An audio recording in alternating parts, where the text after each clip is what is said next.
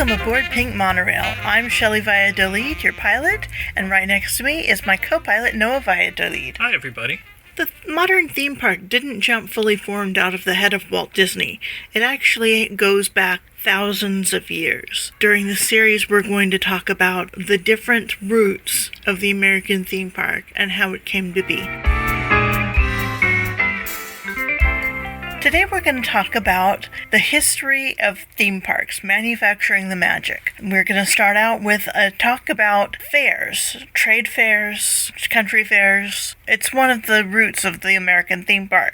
You're going to go back as far as 5000 BC, when trade starts along the Silk Route, going from China all the way down to Italy, to Rome. Traders would go from town to town, selling their wares, picking up things, and it was more of a relay system than it was a long trading route. So you had all these short routes next to each other, and then in the 1800s someone decided to call it all as one thing, the Silk Road. So it wasn't as organized, sort of as everybody thinks when they're going to school learning the history, that it was some sort of well thought out route. It was just a bunch of tiny little routes that were somehow connected. Right. You went, 3 or 4 towns down and traded your wares, and someone had been trading with someone else from a few towns up, and they had a different kind of wool, or they had artwork or beads from far away. Mm-hmm. And the further it went on the route, the more expensive it became.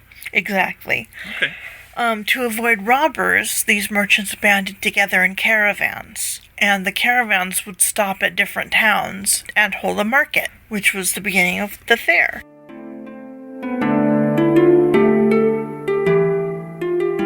Historians of the 1800s referred to it as the Silk Road. By 100 BC, trade routes were established. This wasn't a single road, but rather a series of routes, some over water. So it wasn't one road.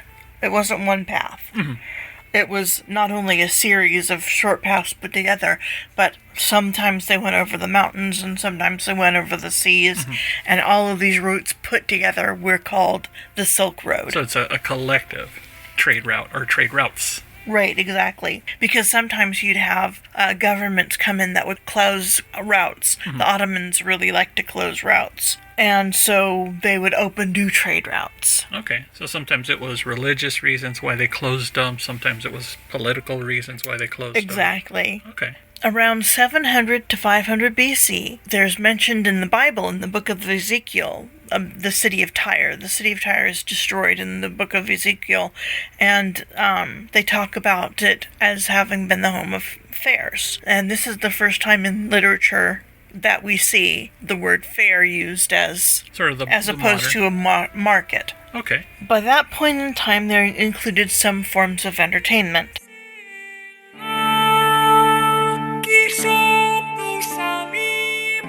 The golden age of the fair was 1200 to 1300 AD.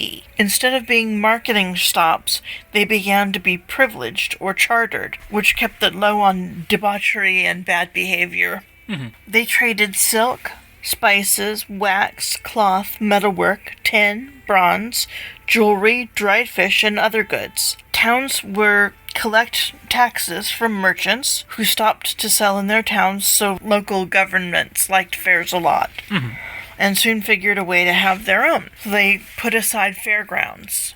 Oh, okay. Dedicated spaces for these traveling fairs. And instead of on the outskirts of towns, now they were in the property of the towns, maybe still on the outskirts, but not outside of the city walls. Oh, nice. The trade route stretched from Asia to the Middle East and included India, Arabia, China, Persia, Greece, and Italy. China sent many things, but the 3 most important were gunpowder, tea, and most importantly, paper. Okay. But that wasn't their biggest export. Their biggest export was silk. Oh. And it still is a big deal in China, but back then, they kept it secret how they did it. Mm-hmm. They just brought out the finished cloth. And so, for a long time, the Romans, as you can see from their early writings, thought that silk grew on plants like cotton or polyester. Right, because they had nothing like that in the West. So they had no idea how to get it or what plants they would derive it from. They're like, aha, Exactly. Someday it will be discovered. So they sent spies and it never worked. Finally, they sent a spy and he befriended a silkworm farmer. Mm-hmm. And the farmer not only taught him the secrets, but sent him back with thousands of silkworm eggs. Oh, boy. He couldn't travel with the silkworms, they'd die. Right. But the eggs would keep for a long time. And he smuggled them out like on a cane or something, didn't he? Something like that, yeah. Wowee. Smuggle them out and brought them all the way back to Rome. And Rome began trading in silk and became a rather large market for it.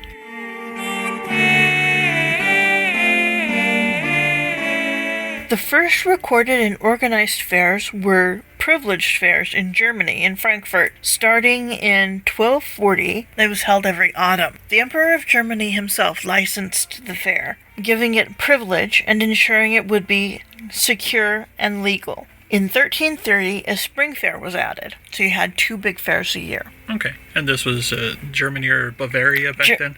It was Germany. Okay. The Holy Roman Emperor Charles IV also privileged a fair in Hamburg to support the opening of a new trade route because one of the old trade routes had been closed. Okay. In 1393, the Frankfurt Christmas market opened, and in 1434, another opened in Dresden. A lot of the modern historical notes that we have are starting in the 1300s, leading into the 1400s. Yeah, both of those fairs I mentioned are still operational. Ooh-wee. Those Christmas markets. Must be nice. And people will go to Germany just to go to the Christmas markets. Not just Oktoberfest? Not just Oktoberfest. They have boat rides down the river, and you get off at the different Christmas fairs. Oh, how nice. The Normans brought the concept of the fair to England, and England ran with it. They started having fairs like crazy. Mm-hmm. In 1199, King John, who you remember from your tales of Robin Hood, granted a charter to the leper chapel to run a 3-day fair to raise money for the lepers, people with leprosy. Right. The Leper Chapel of St. Mary Magdalene is still standing in Cambridge in the UK, and you can visit it. It was bought and restored in 1816 by Thomas Kenridge. He gave it to Cambridge University, who gave it to the Cambridge Preservation Society in 1951. Religious services stopped in 1751, and it was, among other things, a Shakespearean theater until 1999 when they started having services again. Oh, okay. Now, back when it started, there was only one church. That was the Catholic Church. Right. There was no other church. Church of England. No, nothing. No Henry VIII with his... If you were a Christian, you were a Catholic. Oh, that was it. So, I'm not sure now that it's reopened whether it's Church of England or a Catholic church. We'll have But to look it up. you can still go to services, and if it's not the right flavor, just grin and bear it. The fair had several markets in it, including fish, wax, spices, timber, salt, and cloth. Exotic import did not compete with local markets. Okay. And what I mean by local markets is the daily market, which had things like eggs, dairy, meat, wool, and cloth. If you saw Beauty and the Beast, the bread, Yeah. the baker, and the eggs, and that was the market, the daily market in these towns. So they wouldn't step on their toes and ruin their economy. Exactly. In the late 1200s, the leper colony was closed and the fair was given to the city of Cambridge. There was a little disagreement over the years over who would run it and collect the fees and where the profits would go. So Queen Elizabeth I, Elizabeth the Great, in the 1500s said that the city could have the profits, but the university would run the fair and take the fees. Okay. By 1589, the fair ran from August 24th to September 29th, in between harvest and plowing. There were over 2,200 fair charters issued by the Crown between 1200 and 1270. The Crown made money from the charter, the merchants made money from the goods sold, and the churches made money from organizing the fairs, collecting fees and such, donations. Fairs were usually held on the Saint's Day of the local church, and what we mean by the Saint's Day is every day is a Saint's Day. So I checked out my birthday, and it's Saint Cajetan, who was a saint from childhood, apparently. A very good man. And then I checked on yours, Noah, and it's Saint Elizabeth of Hungary. St. Elizabeth of Hungary. I have to look her up. Yeah. So every day of the year is a different saint's day. And whatever saint your local church belonged to, the church usually opened or was consecrated on that saint's day. And that's why it has that saint's name on it. Okay. And so when that saint's day rolled around, they would have fairs to celebrate. Ah, okay. So that makes sense. They're tying religious observances and celebrations together. So that's one way of keeping their parish happy. Exactly. The Roman Catholic Church was the only Christian church until the Reformation and the Great Divorce. Okay. So we're talking about Martin Luther, not Martin Luther King Jr. That's a different religious context. Right. Martin Luther and his theses. His heretical sign on the church door. Yeah.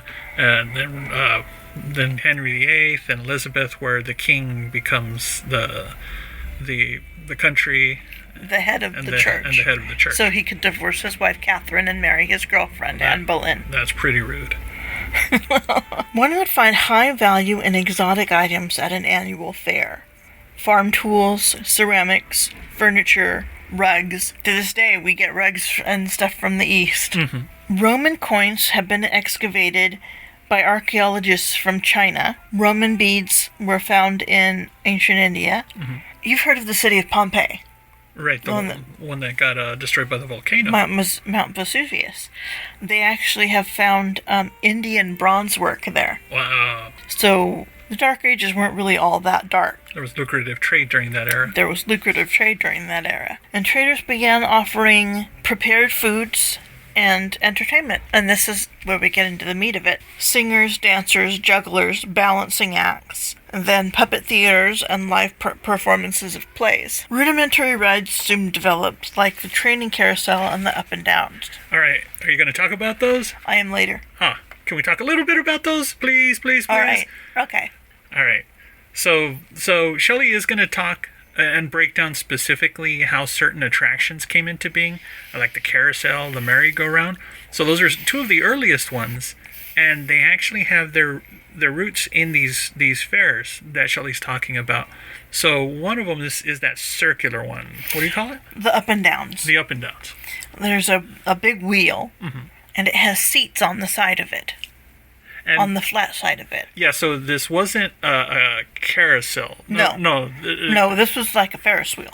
Okay, like a Ferris wheel, but it was one giant wheel with chairs on each side of it to balance Usually it out. On just one side of it. Okay. You would sit in the chairs, and they turned the wheel, and you'd go up and down, about 8 or 9 feet in the air, which was very thrilling back in that day. Oh, yeah. I can imagine. And now if you're a kid, or if you've ever been to those grocery stores and you see those little kiddie rides, every now and then in front of a grocery store, you'll still see a modern version of that where you strap the little kid into the chair and they just go up and down and do a couple of revolutions to calm them down before or after shopping for groceries. That's right. And then there was the other one, which was more like a night simulator? The carousel, yeah.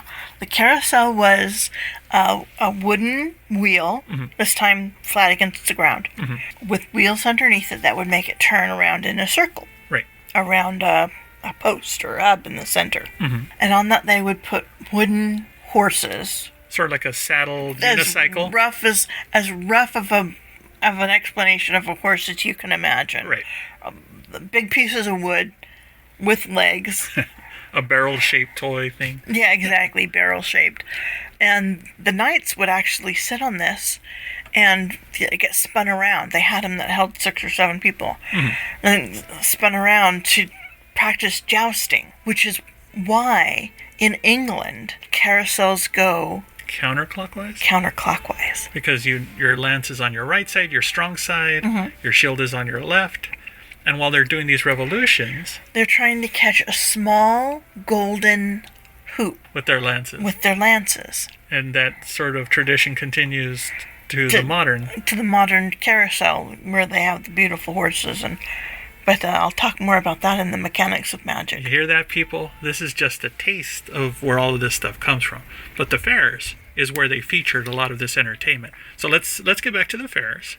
In 1462, they held the Frankfurt Book Fair, which is the very first first book fair.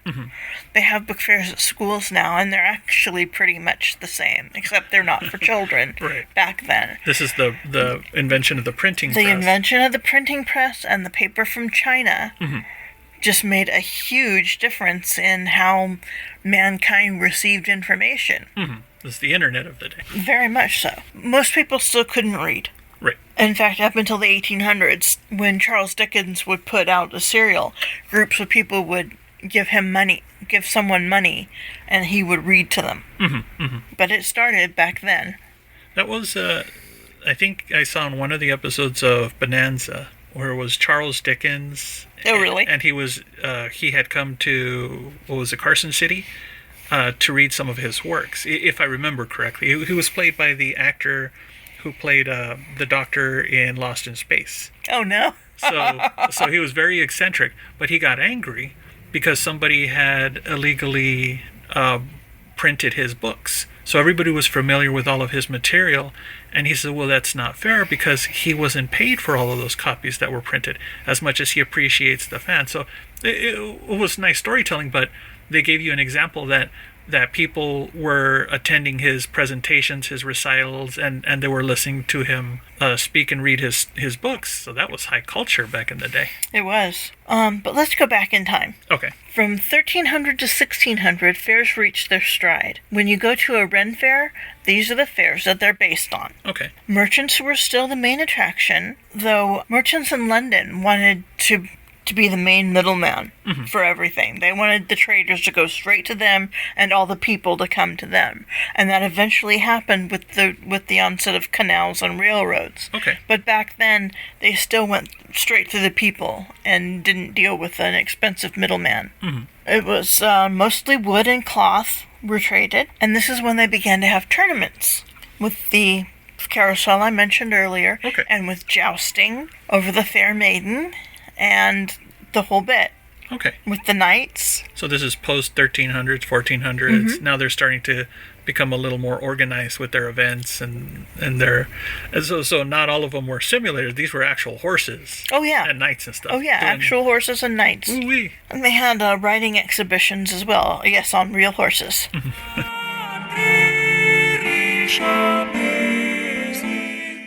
By 1516, England had nearly 2,500 markets and over 2,700 chartered fairs per year. And England is a tiny little country. It's about the size of Rhode Island. How many fairs per year? 2,700 Right, chartered do the math. fairs per year. Let's say there were 365 days a year. So these were all happening at the same time in different provinces, different churches. Right, exactly. Okay. I was going to say, geez, I'd get kind of burnt out if there was 10 fairs a day in my local neighborhood. Yeah, no. There were at first 4 major fairs. Boston, England, not Boston, Massachusetts. Boston, Winchester, Stamford, and St. Ives.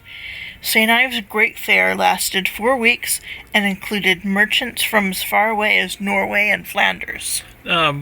So these fairs, were they still autumn fairs, winter fairs, summer fairs? It depends on the saint's day. Oh, okay. So Flanders was in Florida and Norway to the north. Flanders was not in Florida. No, Flanders in France?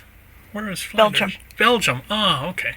I'm trying to place it. It would have been something if they'd gone to Florida. Well, they would have beat Walt by a bit. Yeah, we're not going to get to Florida for a few more chapters. Sturbridge started out as a secondary fair, but by the mid to late medieval period, it became the largest fair in Europe. England was blowing away Germany and everybody else with their fairs. London's most important fair was the Bartholomew Fair. King Henry I gave the charter to his fool, Roher. Now, fools and jesters, they're not exactly the same thing. Not exactly the same thing. All right. What's the difference? A jester will caper and roll around and make jokes. Right. Just his general purpose is to make people laugh. Right. The fool was the king's sounding board. He could tell him things that no one else would dare to tell him. Plus, he had sort of like the ear of the people. Like if the king says, well, maybe we should raise taxes. And the fool would be like, yes, your honor, let's raise taxes so we can all lose our heads. And he'd be the only one in the court that could get away with saying that. Something like that. He was very religious, this fool. Roher. Roher the Fool. Was very religious, and he wanted a fair to raise money for his church, St. Bartholomew's. So he called it the Bartholomew Fair, and it was at first a 3-day cloth fair. Merchants would bring their different cloths, and the Merchant Tailors Guild would make sure everything was measured properly. Okay, so nobody gets shortchanged when they buy a yard of something. Right, exactly. It was originally charted as a 3-day event on August 24th, St. Bartholomew's Day. It eventually spread to 2 weeks, but at the end of the 17th century went down to 3 days. In 1753, the Gregorian calendar was adopted, the modern-day calendar, and the fair date became September 3rd. Okay. Was this also cutting down from the weeks because there were now inventions like the locomotive were starting to come, or the roads started getting better for trade was getting a little easier? A little bit, but not much. Okay. By 1614, there were sideshows, pride fights, musicians, tightrope walkers, acrobats, public theaters, freaks, and wild animals on display. So the prize fighters, the first boxers, well, they can trace their lineage back to the earliest combat in ancient Greece. But Exactly. the way a lot of the modern audiences saw them. Marquise of whatever rules. Yeah. So the first way that a lot of them saw modern fighting was because of these fairs. Exactly. Okay. And they saw wild animals that they would never ordinarily see. Lions and tigers and bears. Oh my. The fair was mentioned in Shakespeare's plays, and a common insult was, "Thou whoreson tidy Bartholomew Bear Pig." You want to read that one again? "Thou whoreson tidy Bartholomew Boar Pig."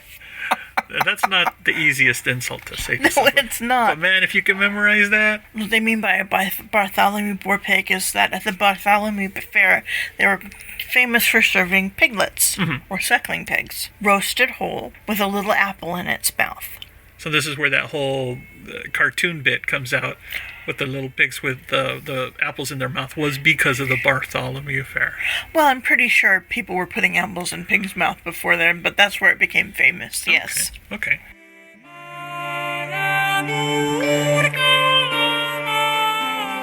In 1729, there was a poem by George Alexander Stevens. There were drolls, hornpipe dancing, and showing of postures, with frying black pudding and opening of oysters, with salt boxes, solos, and gallery folks squawking, the tap house guests roaring, and mouthpieces bawling. Pimps, pawnbrokers, strollers, fat landladies, sailors, bawds, bailies, jilts, jockeys, thieves, tumblers, and tailors. Here's Punch's whole play of the gunpowder plot, wild beasts all alive, and peas puddings all hot. Fine sausages fried and black on the wire, the whole court of friends, and a pig by the fire. Here's the up and downs, full sit in the chair, though there's more up and downs than at Bartlemy Fair. There's a first-hand account of everything that was happening in that era. When did he write that? In 1729. Wowee. I had to look back at my notes. Showing of postures was when the dandies would come out and they would pose, like Vogue. Right. But in real life, the original version of voguing. The original version by showing of postures. I think it sounds cooler that way. I do. There's some things I don't understand. Black on the wire. I don't know what that means. But it does mention the up and downs, right, which we mentioned earlier. Who'll sit in the chair? Who'll sit in the chair? Ben Jonson's play Bartholomew Fair was also about Bartholomew Fair, and Vanity Fair was also about Bartholomew Fair. Lighting became a draw, and what they would do is they'd take the normal torches and lights and enclose them partially in metal, so that they didn't flame up big, and then they would put underneath them colored cloths that the light would shine through, sheer, but colored. So you'd be walking and there would be all these colored lights around you. Things that people from the country had never seen before. Exactly. Well, by the reign of Charles II, most booths cost a penny to get in. And you would see, 1829 receipts include Wombwell's Menagerie, which is wild animals, Richardson's Show Theatrical, a play, Pig-Faced Lady, Fat Boy and Girl, panorama of the Battle of Navajo, and a Chinese juggler. And each of these would cost you a penny to go see. Now, did they have gas lighting at this time, or was it still traditional? In 1829, they had some early gas lighting. Oh, okay. Wow, imagine the spectacle to see the sideshow attractions under this brand new form of light with colors and everything. And not going to bed at sunset. Ooh, that must be nice. They had things called frost fairs during the winter, which were held on frozen lakes and rivers. The last frost fair was held after 2 centuries in 1814 and features an elephant walking across the River Thames in London. At fairs with the wild animals, people would often ride elephants and camels, and that remained popular up until the 1990s or so at the San Diego Wild Animal Park, now the San Diego Safari Park. When I was a child, I rode an elephant and I rode a camel. I remember that in the, was it Wild Animal Park or Lion Safari? Lion Country Safari? Lion Country Safari, yeah. My older brother and I think, rode an elephant. I don't remember if my little brother was old enough to do that, but I do have those memories. Fairs were held in faraway parts like India, too, where they had the Sirsi Marikama Desi Fair, or Sirsi Fair for short, in Sirsi, Kamakata, India, which celebrated the defeat of the evil shape-shifting bovine Mahishasura at the hands of the goddess Marikambadesi. Indian fairs are where circuses started. They had circuses, children's events, dramas, plays, music, and arts. Oh, that's pretty neat. That is pretty neat. The first American exhibition took place under a tree and featured 2 sheep. People came from miles around to see the sheep. Now, so this is pre-revolution? Yes. The U.S., so around what time was this? 1760, 1750, 1740? Something like that. The first American exhibition. Okay. So... No, I'm sorry. This is the first American as in America, as in United States of America. Okay, so post-revolution. Post-revolution. Okay. People came from miles around to see the sheep. So the next year, the farmer exhibited cattle as well as sheep.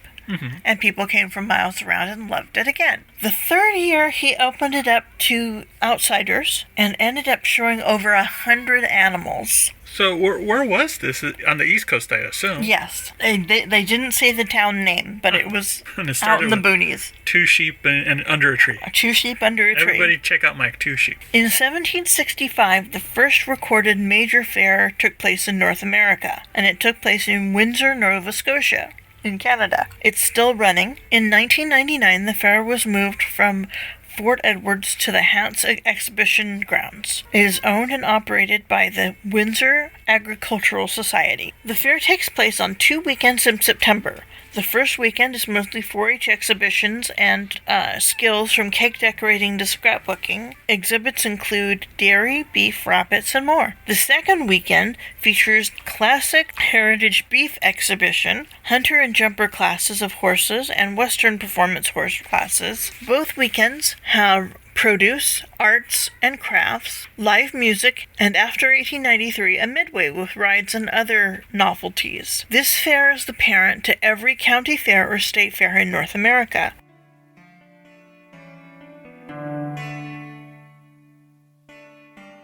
Fairs started as mere stops on a trade route, but grew to be huge money-making and social events. They captivate fairgoers to this day and led to World's Fairs and to the birth of the American theme park.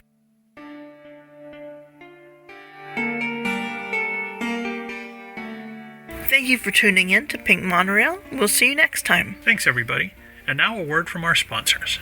A special shout out to our sponsor circa 1955. Nicole is the founder of Luxillume, a small company that makes candles, wax melts, and room sprays. She creates scents that capture the season, nature, or wonderful memories. She also takes commissions for larger orders, such as weddings or company gifts.